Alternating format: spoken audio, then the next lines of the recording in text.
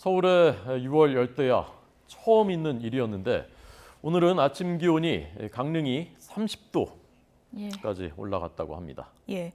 장맛비도 지금 굉장히 예보가 많이 돼 있는데요. 장맛비 고비가 오늘 밤부터 내일 오전 사이라고 합니다. 중부지방에 지금 폭우가 예상돼 있는데요. 장마 상황 취재 기자와 함께 알아보도록 하겠습니다. 김진두 기자 나와 있습니다.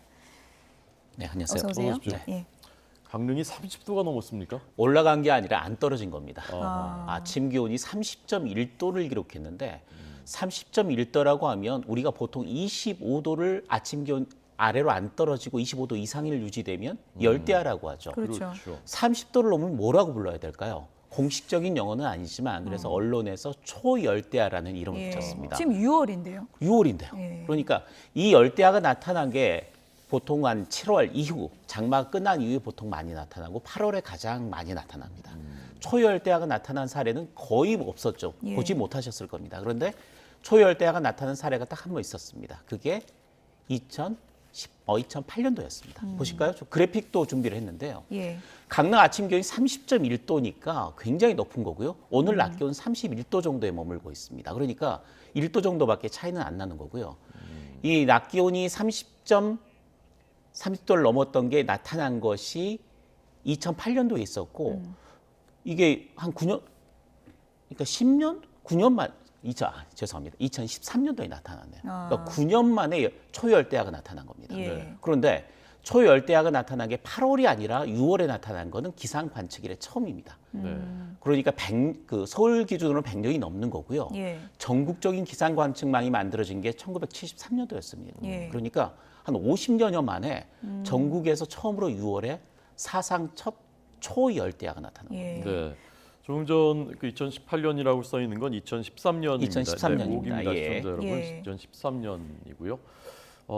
왜 이런 현상이 나타난 것으로 분석됩니까? 무더위를 몰고 오는 게 여름철에 북태평양 고기압이라는 기단이 있습니다. 이 기단이 예년보다 무척 일찍 우리나라를 확장을 했습니다. 그래픽을 좀 보면서 설명을 해드리겠습니다. 네. 예. 북태평양 고기압 세력이 예년 같으면 지금 일본을 덮고 있는 게 정상적입니다. 그래서 장마전선이 남해상에 걸린 상태에서 약간 확장하면 내륙으로 올라오고 내려가면 남해상에 머물러 있는 형태가 되는 건데 올해는 보십시오.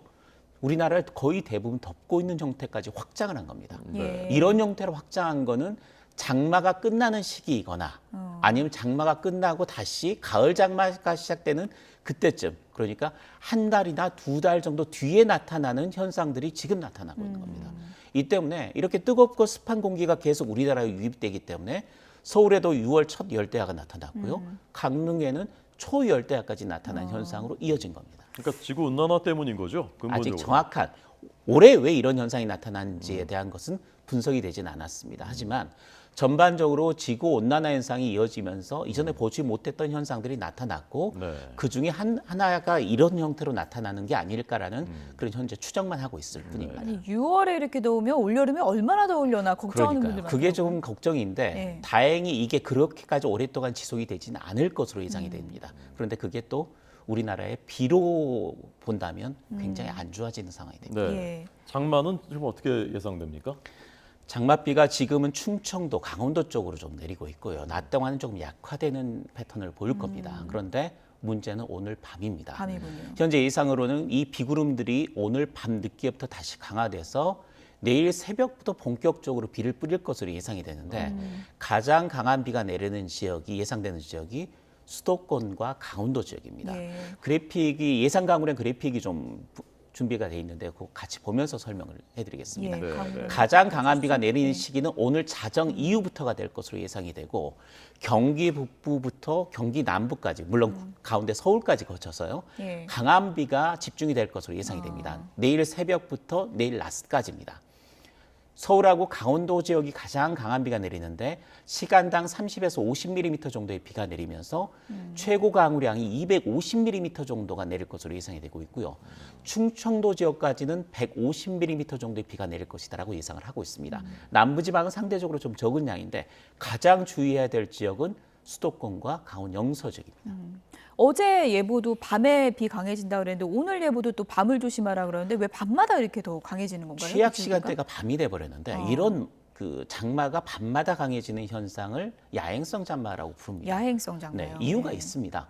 보통 지금은 폭염, 무더위가 지금 기승을 부르기 때문에 낮 동안 전반적으로 기온이 다 높아지거든요. 근데 밤이 되면 상층부터 차가워집니다. 그러니까 차가워진 공기는 아래로 내려오고 여전히 뜨거운 공기는 올라가거든요. 그러니까 상승 기로가 굉장히 강하게 발달하면서 굉장히 대기가 불안정한 지역에서 비구름들이 강하게 발달한 현상이 나타납니다. 예. 취약 시간대에 이렇게 강한 비가 내리면서 주의해야 될 사항들이 굉장히 많아집니다. 우선 첫 번째 저지대 침수가 있겠고요. 그렇죠. 그리고 도심에서는 지하 차도 진입을 금지해야 됩니다. 왜냐하면 지하 차도에 물이 찰 경우에는 시동이 꺼지고요. 대피하지 못할 경우 사망 사고까지 이어질 수가 있습니다. 그렇죠. 굉장히 조심해야 되는 네. 상황까지 이어지는 경우가 많은 상황이고 도심 한천변에 산책하시는 분들 많은데 고립 사고 위험이 있고요. 마지막으로는 토사 유출과 함께 산사태 위험이 굉장히 높아집니다. 예.